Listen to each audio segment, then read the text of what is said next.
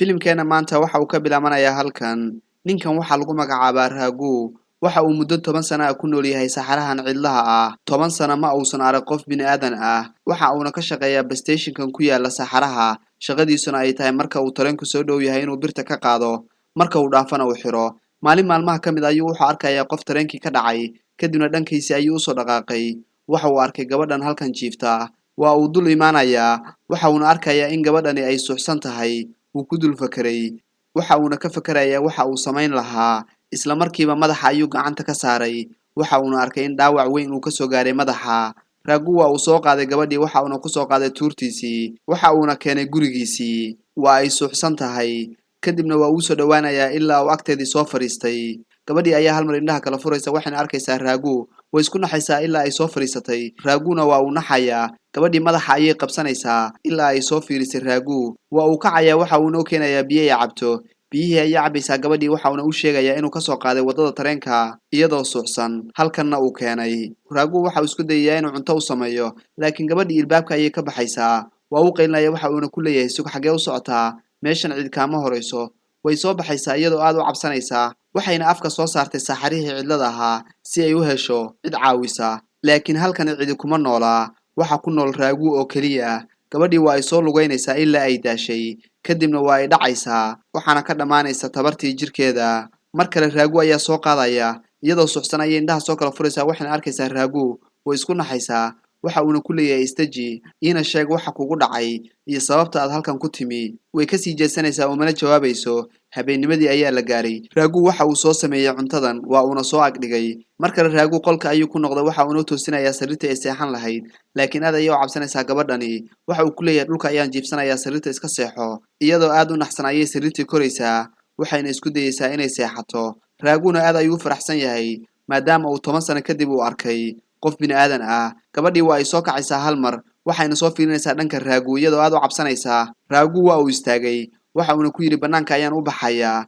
Banaankiisa ayuu iskaga shitay sigaar si ay gabadhan u seexato. Laakiin maaha mid seexanaysa. Waagii ayaa beriyay. Raghuna waxa uu soo samaynayaa shaax. Waxa uu keenayaa shaaxan. Waa ay ka qabsanaysaa waxaan isku dayaysaa inay cabto. Raghu waxa uu ku leeyahay hal fursad ayaa haysanaa. Waxa ii yaala guriga telefoon. Waxaana laga soo wacaa tareenka marka tareenku ii soo dhow yahay. Laakiin anigu cidna ma wici karo.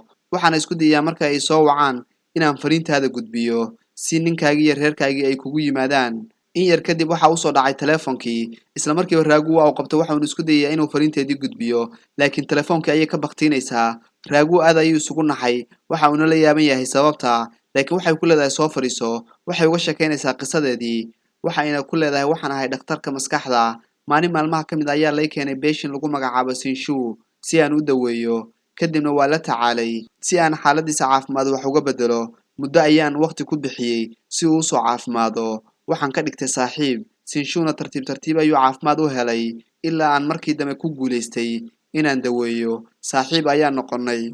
Waxaana ka dhigtay best friend-kaygii. Reerkayga ayaa maalin maalmaha ka mid ah igu yiri haddii aad doonaysid Sinshu waa inaad guursataa. Ma ogolin saaxiibtinimo. Hal bil kadib aniga iyo Sinshu waxaan isku fahnay inaan isguursano. Waa aan guursaday. Balse waxaan galay nolol aad u daran oo cadaab ah. Waxaan arkay wajigiisii dhabta ahaa. Sinshu maalin walba waa ii dili jiray. Waxa uu isticmaalaa dhammaan balwadaha la isticmaalay iyo daraagiska aadka u daran. Waxa uu iga joojiyay shaqadii cusbitaalka. Waxaana noqday guri joog. Maxbuus u ah Sinshu. Safar ayaan soo wada galnay ayay tiri. Kadibna waxaan iska tuuray tareenkii. Mana doonaya ninkaas inaan ku laabto. Raghu waxa uu la ilmeynayaa qisada gabadhan uga sheekaysay. Waxa uuna isku dayayaa inuu xaaladdeeda wax ka bedelo. Maalinnimadii xigtay. Jateliya waxay isku dayaysaa inay qubaysato. Waxa ay soo gashay musqushii. Raghuna waxa uu fiirsanayaa gabadhan. 10 sano ma uusan arag wax dumar ah. Waxa uuna jirkeedii ka daawanayaa musqusha banaankeeda. Hal mar ayay ku soo baxaysaa waxayna ku leedahay dharka ii soo qaad. Dharkii ayuu u keenayaa. Raghu isla markiiba guriga ayuu ku soo cararay. Waxa uuna furay boorsadiisii. Waxa uu kala soo baxay dharkan aadka u quruxda badan. Waxa uuna isu diyaarinayaa sidii caruuskii. Gabadhii ayaa hal mar u imaanaysaa. Waa uu isku naxayaa. Kadibna waxay leedahay maanta xagee u labisatay. Waa uu isdhaafinayaa waxa uuna ku leeyahay shaqada ayaan rabaa inaan aado. Isla markiiba telefoonkii ayaa u soo dhacay Raghu. Waxaana lagu yiri shaqada imow. Shaqadii ayuu aadayaa. Jateliyana waxay kala hagaajinaysaa gurigii. Waxayna samaynaysaa cunto si marka Raghu u yimaado ay u wada cunteeyaan. sariirtii ayay furaashaysaa, dharkiina waa ay laalaabaysaa. Balse hal mar ayay si kadisa waxay ku aragtay sanduuqan alaabta ka soo daadatay. Kadibna waxay arkaysaa waraaqahan, way akhriyaysaa waxayna arkaysaa in Raagu yahay dilaa, xaaskiisii iyo labadiisa ciyaalka ahaa soo dilay. Kadibna waa isku naxaysaa waxayna ogaanaysaa inay la joogto nin mandar ah. Jateli aad ayay u baqsan tahay. Raaguna waxa uu ku jiraa shaqadiisii maalinlaha ahayd. Hal mar si kadisa ayaa albaabkii uu iska soo furaya Raagu. waxa uuna u soo galayaa Jateli oo aad u baqsan. Isla markiiba Jateli waxay soo qaadanaysaa mindidan, waxayna ku leedahay soo dhawaan.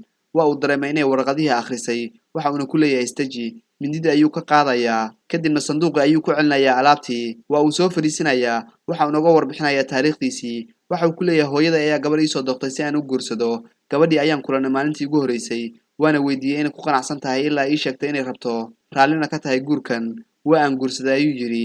muddo dhowr sano ayaa isqabnay, 2 ciyaal ayay ii dhashay. maalin maalmaha ka mid ayay tidhi ma raba inaa ilmo dama dhalo. kadibna waxa uu imi dhakhtarkii ayaa ii sheegay hadalkadiis ah, waxa uuna igu yidhi waxaa tahay madhalays. Raagu waa uu isku naxay, waxa uuna isweydiiyey yaa dhalay labadan ciyaalka ah.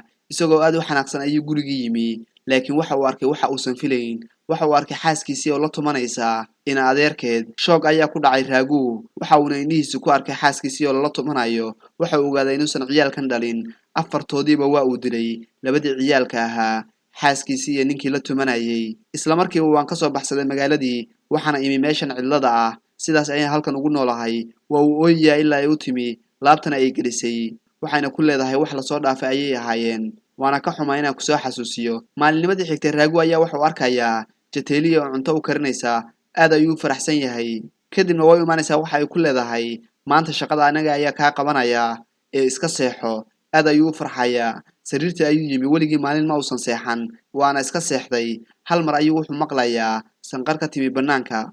waa uu soo kacayaa Raagu, waxa uuna soo qaadanayaa budkiisii. albaabka ayuu furay, kadibna waxa uu yimi bannaankii. geesaha ayuu fiirinayaa Raagu, waxa uuna arkay ninkii ayaa u yimi, waxa uuna ku yidhi ma aragtay gabar la yidhaahdo Jateliya. waxa uu ku leeyahay maya ma arag, laakiin ninkii waxa uu ku leeyahay hayga qarin haddii ay gurigaaga joogto. Raagu isla markiiba waa la kala tuurayaa, waxaana isdagaalayaan ninkii, laakiin waa uu ka xoog weyn yahay. si xun ayuu u qaraacayaa. halkan ayay soo fadhiisanayaan, waxa uuna ku leeyahay ninkani xaaskaygu waxa ay qabtaa xanuunka dhimirka, waa ay waalan tahay, aniguna waxaan ahay dhakhtar. aad ayaan u jeclahay xaaskaygii, fadlan ii sheeg haddii ay kula joogto, ogowna halis inay kugu tahay. Raagu waxa uu soo xasuusanayaa qisadii ay uga sheekaysay, waa uuna wereerayaa ilaa uu garan waayo labadooda kan runta sheegaya. isla markiiba guriga ayuu soo gelayaa, laakiin waxaa kasoo dabagelaya ninkan oo lagu magacaabo Sinshu oo ah Jateliya ninkeedii. waxa uuna arkayaa marada xaaskiisii, ilaa intuu u yimi uu qaraacay, kuna yidhi maxaa kuu keenay xaaska maradayda. waa uu dilayaa. Raaguna waa mid aad u qaylinaya, mana awoodo inuu ninkan iska celiyo. nasiib wanaag Raagu waxa uu helayaa budkiisii, waxa uuna kaga dhuftay lugta. ilbaabka ayuu ka soo baxaya, waa uuna soo cararaya, waxaana u imaanayaa Jateliya oo ceelkan joogta si ay biyo ugu soo dhaamiso. waxaana ku leeyahay ninkayga ayaa yimi, fadlan kaalay ninkaaga raac. waa isku naxaysaa ilaa uu ashuunkii biyaha uu ku jiray uu ka dhacay. kadibna waxay ku leedahay maxaad ku hadlaysaa. waxa uu ku leeyahay maya, wax kasta isaga ayaa ii sheegay, kaalay ninkaagii raac, ma awoodo in anigu kaa reebto. waa ayna ka dhaqaaqaysaa. Sinshuna guriga ayuu ku sugayaa. Jateliya ayaa imaanaysa, waxa uuna ku leeyahay soo bax. waa uu soo kaxaysanayaa xaaskiisii. kadibna waxay arkaysaa Raagu oo aad u fiirinaya, waxay ku leedahay ibadbaadi, laakiin waa uu ka aamusayaa ilaa ay isdhaafaan. mar kale ayay caawimaad weydiisanaysaa, waxayna ku leedahay iga reeb ninkan, laakiin waa uu ka sii jeesanayaa. ninkii ayaa si kadis u soo jeesanaya, waxa uuna u imaanayaa Raagu, waxa uu ku leeyahay lacagtan qaado. Raagu waxa uu ku leeyahay xaaskaaga sii, waan hubaa inaad dili doontid, iyada ayaa kaaga baahan. ninkii waa uu xanaaqaya, xaaskiisii oo daba taagan ayuu ku dhufanayaa laad. Raagu waa uu isku naxayaa markuu arkay ficilka uu samaynayo. isla markiiba ninkii ayuu bir madaxa kaga dhuftay, iyaduna waxay ku leedahay ninkan dhammaystir. amarkii ayuu qaatay. Raaguna waxa uu dul yimi Sinshu ilaa uu madaxa kala dhacay birtan. si xun ayuu u dhintay, Sinshuna halkaa ayuu ku geeriyooday. Raagu waxa uu jeebka Sinshu ka soo saaraya waraaqadan, waa uuna akhrinayaa, waxa uuna arkayaa inuu yahay ninkan nin dhakhtar ah, gabadhana ay tahay gabar xanuunsan. waa uu isku naxayaa, waxa uuna ogaaday inuu ninkan si khalada ku dilay, gabadha xanuunsanna ay tahay Jateliya. hal mar ayuu dhinaceedii soo fiirinayaa, isagoo aad u murugaysan. waxa uuna arkayaa wejigeedii runta ahaa, iyo inay tahay gabar maskaxda looga jiro, ilaa markii dambe badiilka madaxa kaga dhufatay. waagii ayaa beriyey. Raaguna waxa uu ka soo baxay gurigiisii, isagoo madaxa shaafad uga xiran tahay. waa uuna dilay Jateliya, labadoodiina waa uu aasay. kadibna waxa uu shidanayaa dabkan, waxa uuna gubayaa dhammaan waraaqihii caddaymaha ahaa ee qisadiisa ku saabsanaa, iyo sidoo kale Jateliya iyo Sinshu filimkeeni maanta halkaas ayuu ku egyahay fadlan qaybta commentiga nagula wadaag kan sida saxda ah maskaxda uga xanuunsanaya Sinshu Jateliye iyo Raguu